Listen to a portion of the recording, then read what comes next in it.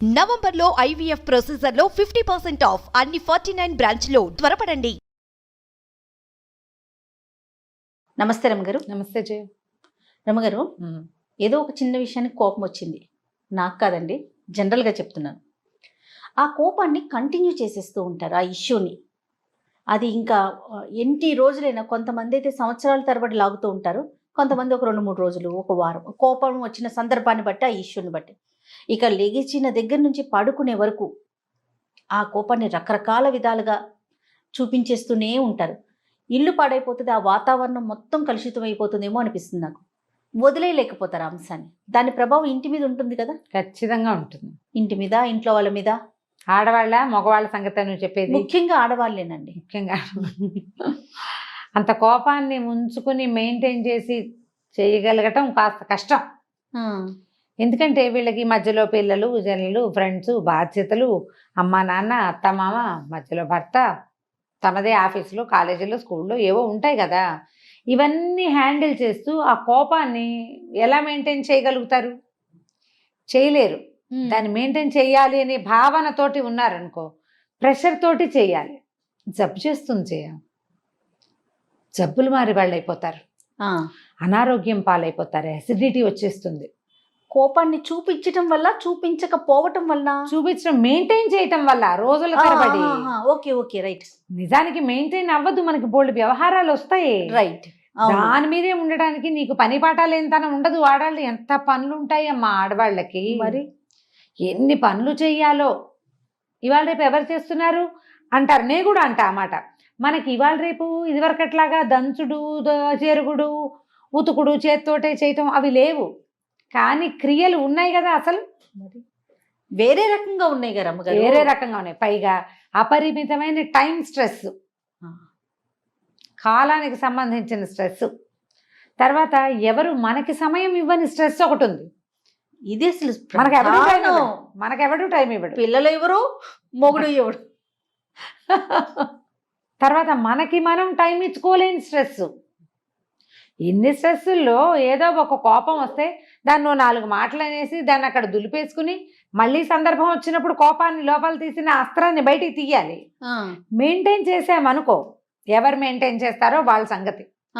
Candle వెలిగించాం, current పోయింది. Okay, current వచ్చేసింది, ఊదేయాలిగా. దాన్ని ఆపేసుకుని మళ్ళీ కరెంట్ పోయినప్పుడు వెలిగించుకో.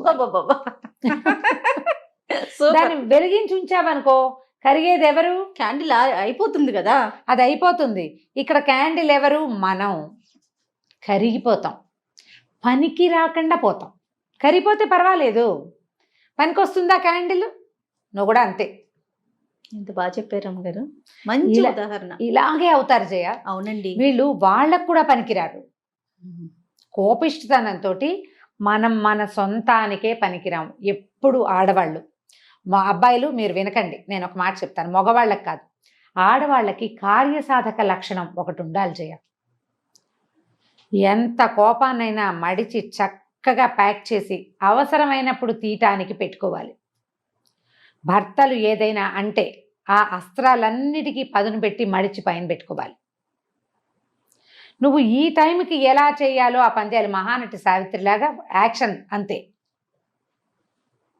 అవసరమైనప్పుడు దాచిపెట్టేమే అటక మీద వేసేయి బాణం. దీన్ని రోజు వాడుతుంటే దానికి పదునే పోతుంది. కార్యసాధకుల లక్షణం కాదు. నీ కోపంతో నువ్వు ఉద్ధరించేది, సాధించేది ప్రయోజనం ఏమీ లేదు. నువ్వే మాడిపోతావు. అదే నువ్వు ఆపుకోవు దాన్ని. టైం వచ్చినప్పుడు, మళ్ళా సిచ్యువేషన్ వచ్చినప్పుడు లోపల బడవాగ్నిలాగా ఉంటుంది, దాన్ని విసిరే పని అయిపోతుంది నువ్వు అనుకున్నది. లొంగుతారు అవతల వాళ్ళు.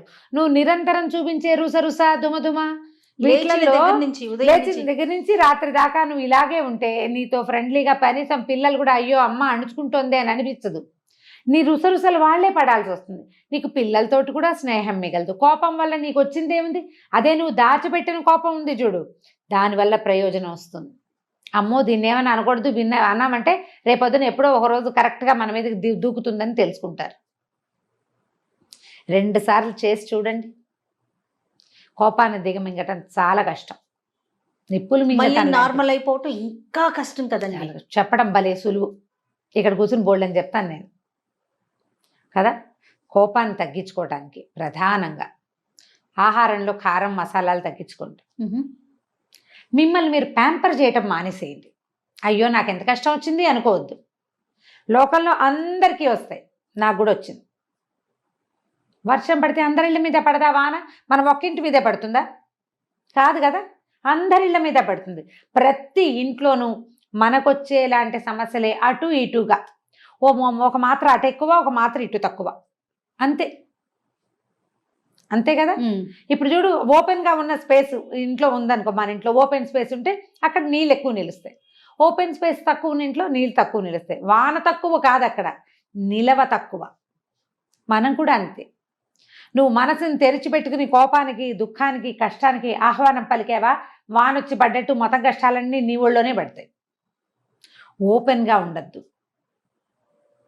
జీవితం అన్నాక ఇలాంటి బొడిదుడుకులు, ఇబ్బందులు, సబ్బందులు రానే వస్తాయి. అందరికీ తాగుబోతు మొగుళ్ళు ఉండరు, కొంతమందికి ఉంటారు. ఆ తాగుబోతు వాళ్ళతో కూడా అందరికీ ఇబ్బందులు ఉండవు, కొంతమందికి ఉంటాయి కదా. ఇది ఒప్పుకోవాల్సిందేనా? అంతే కదా. కాస్త కుస్తా అలవాట్లు ఉన్నా కూడా అవి భార్యల్ని కానీ, సంసారాన్ని కానీ, డబ్బుని కానీ ఇబ్బంది పెట్టని రకాలు, ఏదో పార్టీ ఫ్రెండ్లీగా ఉండే రకాలు కొన్ని, కాదు తాగి తలకి పోసుకునే రకాలు కొన్ని ఉంటాయి. వీళ్ళ మాట వినరు, డబ్బులు తగలబెట్టేస్తారు, పిల్లల భవిష్యత్తు ఆలోచించరు. ఇప్పుడు వాళ్ళతోటి ఈ కష్టం తప్పదు. చిన్న ఇబ్బందులు ఉన్నాయనుకోండి, వీటిని మేనేజ్ చేయొచ్చు. మనం అలా కోపంగా ఉండటం వల్ల, దాన్ని అంటే ప్రదర్శించేయటం వల్ల ఎలాంటి నష్టాన్ని, అంటే ఒక రోజే తీసుకుందాం రమ్మగారు, ఎలాంటి ఇబ్బందులు కలుగుతాయంటారు? ఆ వాతావరణం ఎలా పాడవుతుందంటారు? సర్వనాశనమే. అంతే, ఒక్కటే. నీకేం హ్యాపీనెస్ లేదా? మొదటిది లేదు. ఒకరోజు పొద్దున్న లేచావు, రాత్రి పడుకుంటావు. ఈ పొద్దు నుంచి రాత్రి దాకా కనీసం ఒక 10-12 గంటలు ఉందా? 12 కాదు, ఇంకా 18 గంటలు, 16 గంటలు కనీసం ఉంటుంది. 6కి లేచామనుకో, ఈవినింగ్ 6కి మనం పడుకోం కదా, 10కి పడుకుంటాం. అంటే ఈ 12, 4, 16 గంటలు లేదా 17 గంటలు ఉంటాయి. ఈ 16-17 అవర్స్లో నువ్వు హాయిగా ఉండే నిమిషం ఒకటి కూడా లేదు, నువ్వు కోపంగా ఉంటే. ప్రధానంగా అన్నం బాగా సహించదు. అంటే ఈ 16 గంటల్లో నీకు ఆహారం తక్కువ. దాని అర్థం ఏమిటి? శక్తి తక్కువ. కోపంగా ఉండేసరికి ఏదో మొండిగా విసురుగా చేస్తావు కానీ మర్నాటికి వీక్ అయిపోతావు. తర్వాత పొద్దు నుంచి అందరినీ విసుకుంటావు. నువ్వు నీ పాత కోపాన్ని మర్చిపోక ఇప్పుడు నువ్వు దుమ్ములాడితే నీ విసురుని భరించినటువంటి ఏ పాపము ఎరగని కొంతమంది జనాలు ఉంటారు కదా. అందులో మన పని మనిషి ఉండొచ్చు, మన పక్కింటి ఆవిడ ఉండొచ్చు, మన కొలీగ్ ఉండొచ్చు, మన పిల్లలు ఎలాగూ ఉంటారు. వీళ్ళందరూ దాన్ని గుర్తుపెట్టుకోరా? రేపు నువ్వు దొరుకుతావు కదా. నువ్వు ఇవాళ విసుక్కున్నావు ఒక మనిషిని, నీకేదో విసుగ్గా ఉంది, నీ ఇబ్బంది నీది. రేపు వాళ్ళు నీతో బాగా ఉంటారా? అది అసలు ఎక్స్పెక్ట్ చేయడానికే లేదు కదా. ఉండరు కదా. వాళ్ళు కూడా ఇదే విసురుతో మాట్లాడతారు. నీకు ఫ్రెండ్షిప్ కట్టు. నీ పిల్లలకి ఇంకో దారి లేదు కాబట్టి, తల్లి తప్ప ఇంకో దారి లేదుగా. అవును. వాళ్ళు లొంగి ఉన్నా మర్చిపోరు. మా అమ్మ ఎప్పుడు విసుక్కుంటుందంటారు. కష్టంతో ఇప్పుడు ఇవాళ రేపు పిల్లలు ఫ్రెండ్స్కి షేర్ చేయటం ఎక్కువైపోయిందమ్మా. ప్రతి వాళ్ళకి చెప్తున్నారు పిల్లలు. తల్లి మీద ముఖ్యంగా, తల్లి లేదు, తండ్రి లేదు, ఇది చెప్పకూడదని ఉండట్లా. మన చిన్నప్పుడు అమ్మ చెంపకాయ కొట్టినా నోరు మూసుకుని ఊరుకుంటుండేవాళ్ళం. ఎవరికైనా చెప్పుకోకూడదు, అది న్యాచురల్ క్యాజువల్ థింగ్. ఇప్పుడు అట్లా లేదు. వెంటనే నా మనసు అలా ఉంది, నా మనసు ఇలా ఉంది, నాకు అలా ఉంది, నాకు ఇలా ఉంది, మా అమ్మ తిట్టింది, మా అమ్మ విసుక్కుంది. ఏంటి మీ అమ్మ ఈ మధ్య సరుతూ విసుక్కుంటుంది అంటారు అవతల వాళ్ళు. అవును, మా అమ్మ ఎప్పుడు విసుక్కుంటుంది. వీళ్ళమ్మకి విసుగు అని ప్రచారం ఎక్కడ దాకా పోయింది. నువ్వు ఒకరోజు విసుగు చూపిస్తే, పైగా నీకు కోపం ఉంటుంది ఎప్పుడు, నిత్యము ఇలాగే ఉంటావు నువ్వు, ముళ్ళ చెట్టులాగా. దాని మీద ఒక్క పిట్ట కూడా వాళ్ళదమ్మా. వస్తువుల్ని విసిరి కొట్టేస్తాము కదరమ్మగారు, వస్తువులు విసిరి కొట్టేస్తాము, దుమ్ములాడతాం, ఫేస్ వాల్యూ 0. ఇప్పుడు చెప్తున్నారు చూసారు, ఒక్క పిట్ట కూడా వాళ్ళదు, ఒక్క పిచ్చుకు కూడా వాళ్ళదు. దాని మీద గూళ్ళు పెట్టే ఉంటాయి, ముళ్ళ చెట్ల మీద కూడా గూళ్ళు పెట్టేవి. వాటికి ఇంకో దారి లేకమ్మా. మన పిల్లల్లాగానే, మన పిల్లలకు వేరే దారి లేదు. కోపిష్టి తల్లైనా ఎట్లాగొట్లా అమ్మతో భరించి ఉంటారు. అలాగే తిట్లు, కేకలేతలు, విసుగులు, చిరాకులు, ఏదైనా విసిరు కొడితే అవి 2 వీపు మీద 2 దెబ్బలు వేస్తే వాటిని భరించి పారిపోలేక ఉండిపోతారు. కొన్ని పిట్టలే వస్తాయి. పచ్చటి చెట్టు మీద వాలినట్టుగా ముళ్ళ చెట్ల మీద పిట్టలు కూడా వాలవు. దానికి పువ్వులు ఉండవు. ఏ తుమ్మెద, ఏ తేనెకి తేనెటీగ, ఏ సీతాకోక చిలుక మన మీదకి రాదు. హ్యాపీనెస్ లేదు చూడు. ఏం ప్రయోజనం, ఏం సాధించాం మనం కోపంగా ఉండి? ప్రధానంగా కార్యసాధకులుగా ఉండండి. కోపంగా ఉండి ప్రయోజనం లేదు. ఎవరిది వాళ్ళు ఆలోచించుకోవాలి. ఇవాళ నేను చాలా విసుగ్గా ఉన్నా, దీనివల్ల నాకు కానీ నా సిచ్యువేషన్కి కానీ ఏదైనా ప్రయోజనం ఉందా అని ఆలోచించండి. ఒక మంచి సంస్కృత వాక్యం ఉంది, ప్రయోజనం అనుద్దిశ్య మందోపి న ప్రవర్తతే అని. ప్రయోజనం లేకుండా పిచ్చివాడు కూడా పనిచేయడు, చేయడు. దానికి ఒక ప్రయోజనం ఉంటుంది గ్యారంటీగా. ఏదో ఒక కోతి పని చేస్తాడు అనుకో, అందులో ఒక బ్లిస్, ఒక ఆనందం ఉంటుంది వాడికి. నీకేం ఆనందం ఉంది కోపిష్టితనంలో? ఏం లేదు కదా. నువ్వు ఫేస్ వాల్యూ ఎలాగో పోగొట్టుకుంటావు, దుమదుమలాడుకుంటూ ఉండి. సంతోషం జీరో, సహయోగం మిగిలిన వాళ్ళతోటి మనకు సహకారం సహయోగాలు జీరో. ప్రయోజనం లేని కోపాన్ని ప్రదర్శించకండి. ఆ కోపాన్ని, మన ఆక్రోశాన్ని దాచిపెట్టండి. ఇంటి వాతావరణాన్ని పాడు చేసుకోవద్దు, మీ హెల్త్ పాడు చేసుకోవద్దు, మీ ఫేస్ వాల్యూ చెడగొట్టుకోకండి. ఒక విషయం మీద కోపం వచ్చి, ఒక వ్యక్తి వల్ల కోపం వస్తే మిగిలిన వ్యక్తులతోటి సంబంధ బాంధవ్యాలు చెడగొట్టుకోకండి. మనం మనిషి సంఘజీవి, మన సంఘాలు బుజ్జిబుజ్జివి, పిచ్చిక సంసారాల్లాగా అయిపోయాం మనం. ఇవి ఉన్న చిన్న పిచ్చిగూడుని ఎందుకు చెడగొట్టుకుంటాం?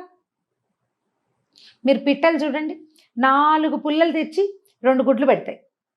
ఆ గుడ్ల మీదే కూర్చుంటాయి రోజు. ఈ గుడ్లు పిల్లలు అయ్యే టైంకి అప్పుడో పుల్ల తెచ్చి ఆ గూడుని పెద్దవి చేస్తాయి. అంత విసురుగా వస్తుంది పిచ్చిక. ఆ గూడు మీద వాలేటప్పుడు ఎంత స్మూత్గా ల్యాండ్ అవుతుందో. అవునండి, మనం కూడా అలా ఉండాలి. మన గూడు చెదరగొట్టుకోకూడదు. పిల్లల్ని పిచ్చికలు పిట్టలు ఎలా చేస్తే అబ్జర్వ్ చేస్తే మీకు తెలుస్తుంది. వీళ్ళని, వాళ్ళ మెంటల్ పీస్ని పాడు చేయటం, వాళ్ళ మనశ్శాంతిని పాడు చేయటం, వాళ్ళ పెంపకాన్ని పాడు చేయటం మనకే హక్కు లేదు. మనతో పాటు పుట్టిన పిల్లల్ని మనం సరిగ్గా చూడాలి. మనకు పుట్టిన పిల్లల్ని. నీ కోపం, నీ విసుగు, నీ చిరాకు, నీ ఎక్కడెక్కడి ఫ్రస్ట్రేషను వాళ్ళ మీద చూపిస్తే కుదరదుగా. కుదురుతుంది, పడతారు, తర్వాత నీతో ఉండరు. ఎప్పుడూ ప్రపంచంతో హాయిగా ఉండలేరు. వాళ్ళకి ఇదే తెలుసు. కొన్నాళ్ళ పైకి వాళ్ళు కూడా ఇలాగే తయారవుతారు. నీతో పాటు నీ పిల్లలు కూడా ముళ్ళ చెట్లుగా మారితే ఓకేనా? ఏ అమ్మకైనా మన పిల్లలు బాగుండాలని కోరుకుంటాం కదా. ఆలోచించండి. కోప ప్రదర్శన ఎక్కువగా చేయొద్దు సిచ్యువేషన్లో. తర్వాత నిద్రలేసరికి మళ్ళీ మామూలే, యథాప్రకారం నడిపించుకుంటూ వెళ్ళాలి. అంతే. కోపాన్ని దాచిపెట్టండి, దాన్ని ఒక అగ్నిగోళంలాగా తయారు చేసి పెట్టుకోండి. అవసరమైతే ఆ గోళాన్ని తీసి విసిరండి. అప్పటి వరకు వదిలేయండి. అంతేనండి? అంతే. సూపర్ అమ్మ గారు. నమస్తే. నమస్తే చెయ్యి.